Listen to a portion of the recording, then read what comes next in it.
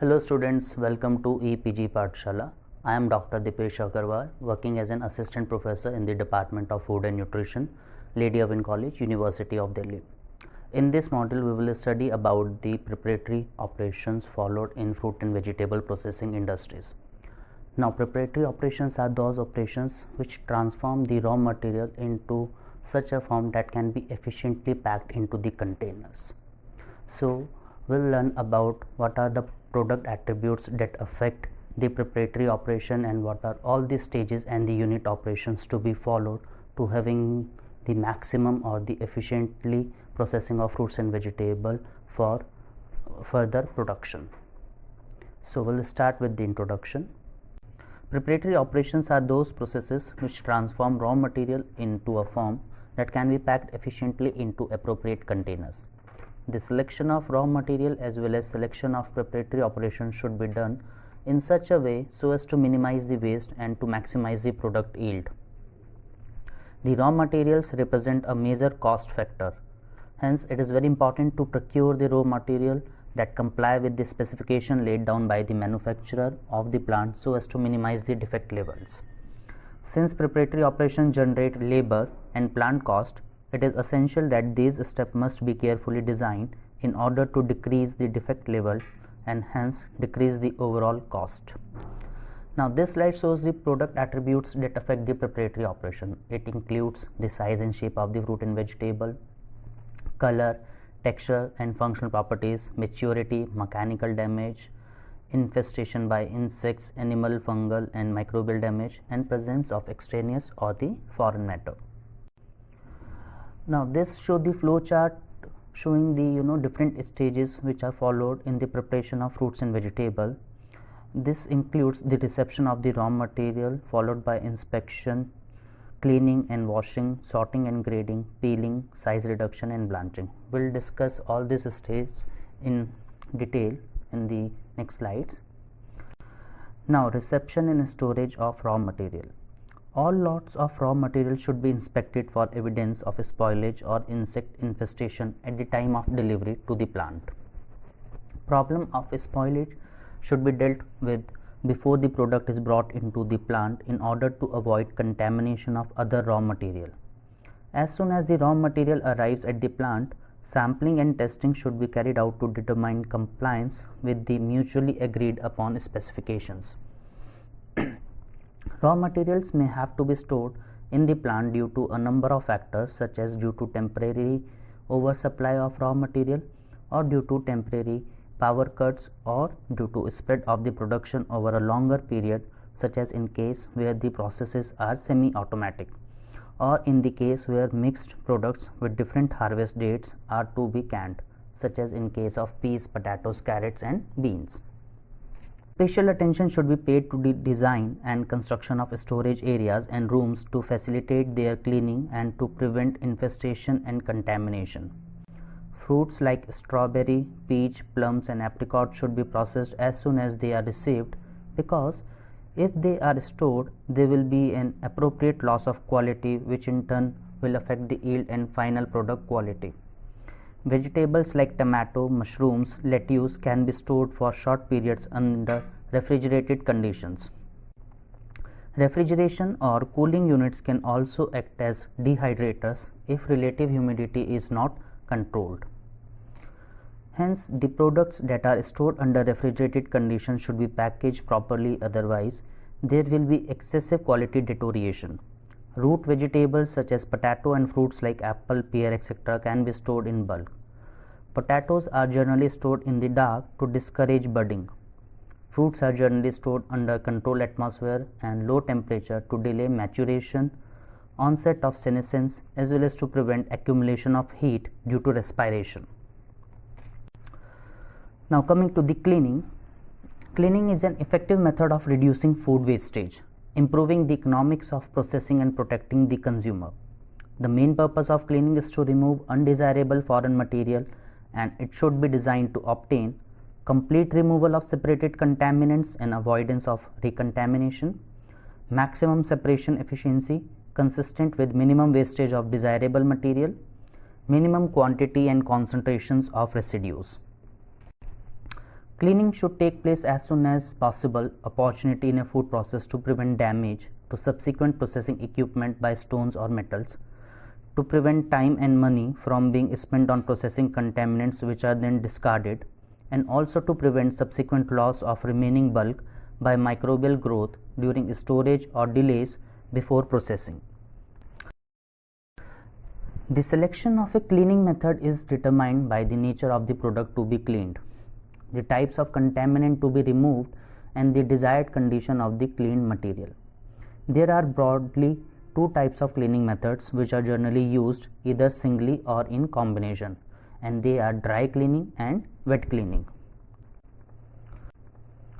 Dry cleaning methods are used for products that are smaller, have greater mechanical strength, and possess lower moisture content.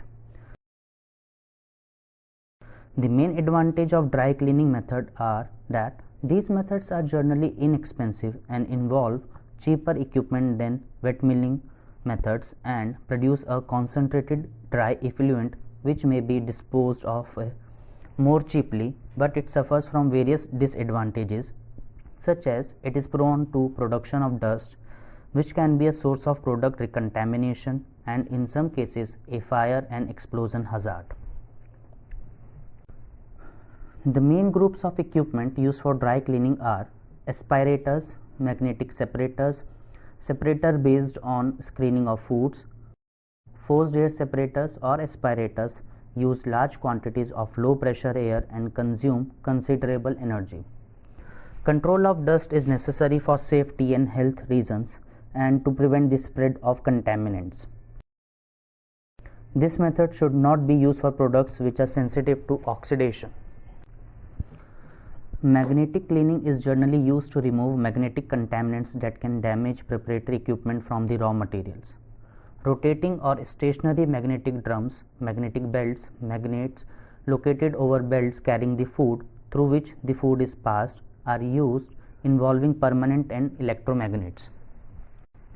The contaminants that adhere to the magnet should be frequently removed to prevent a buildup that can be swept into the product stream, which results in a gross localized recontamination.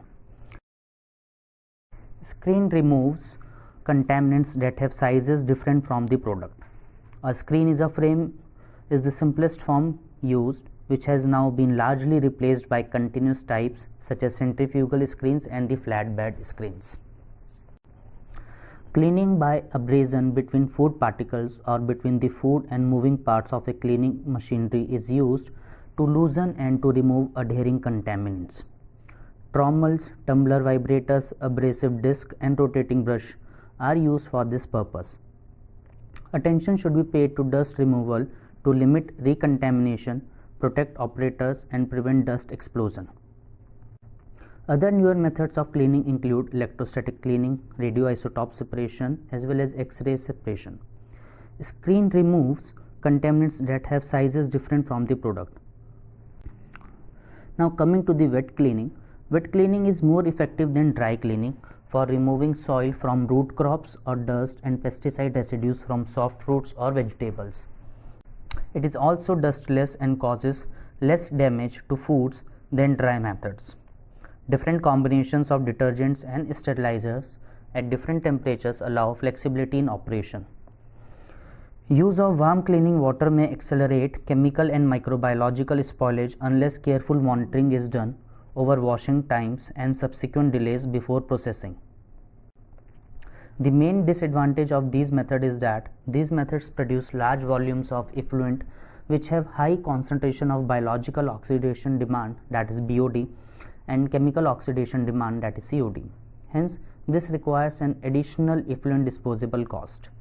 To reduce cost, recirculated, filtered and chlorinated water is used whenever possible. Examples of wet cleaning equipment includes spray washers, brush washers, ultrasonic cleaners and flotation tanks. Soaking is the simplest wet cleaning method. It is often used as preliminary stage in the cleaning of root vegetables heavily contaminated with adhering soil. The soil is softened and partly removed along with stones, sand and other abrasive material that could damage the machinery used in subsequent cleaning or preparation. The efficiency of soaking is improved by agitating the raw material to be cleaned by means of propeller, like stirrers built into the tank. Alternatively, raw material is fed into a rotating horizontal perforated drum partially submerged in a water tank. The use of warm water and detergents increase the efficiency, but the use of chemicals may affect the texture of the food.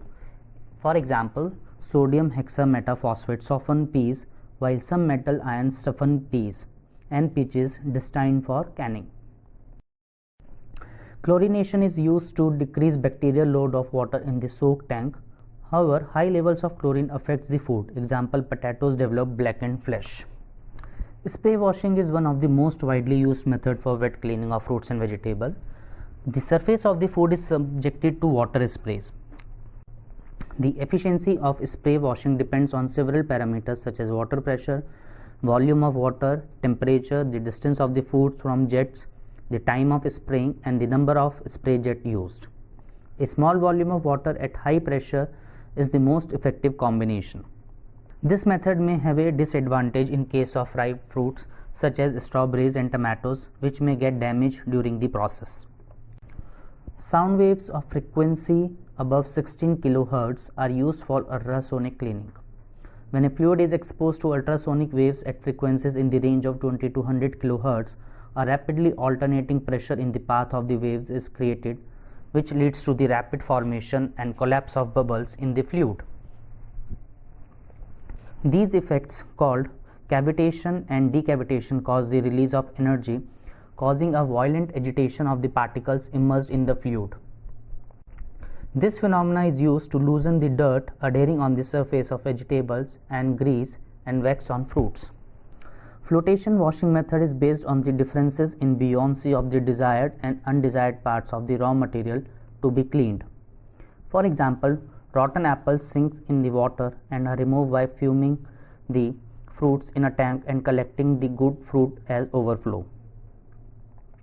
Heavy debris can be removed by fuming dirty products over a series of adjustable wires arranged in series.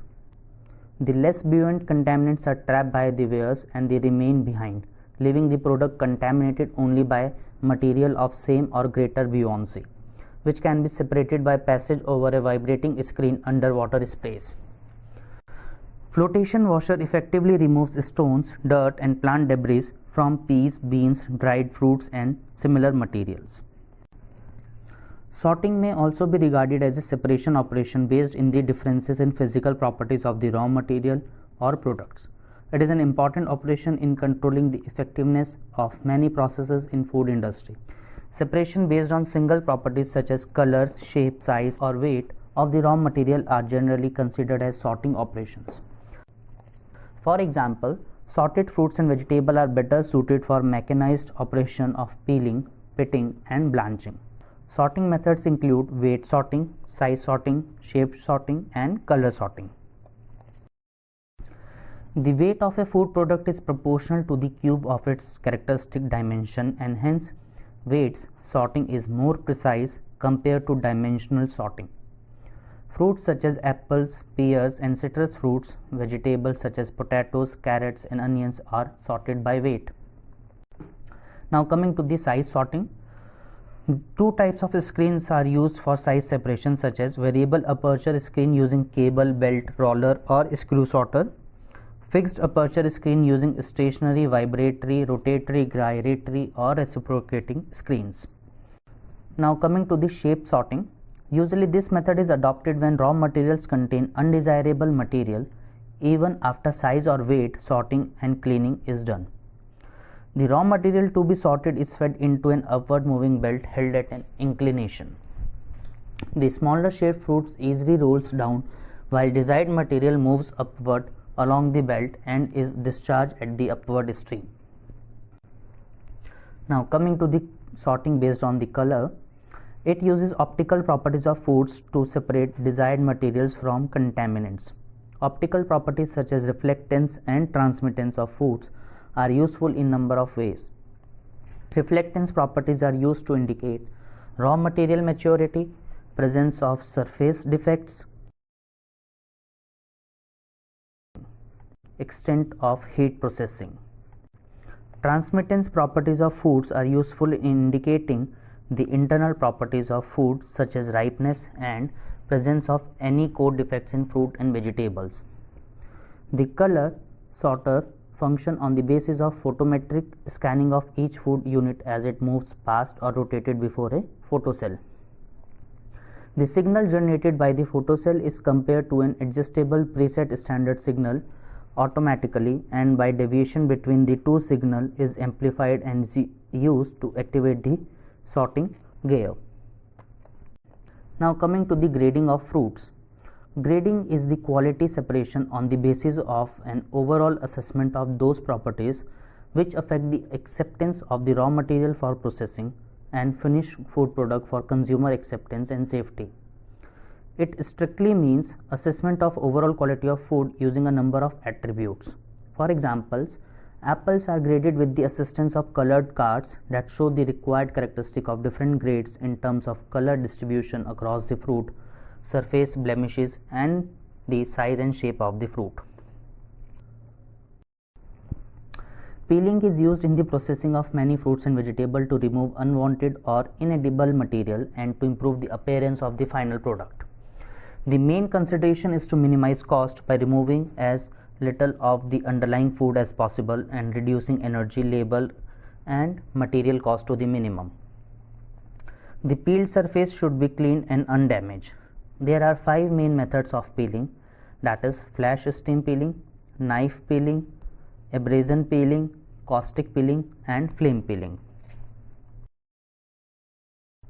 Flash steam peeling is generally used for root crops, wherein the raw material is fed in batches into a pressure vessel which is rotated at 4 to 6 rpm.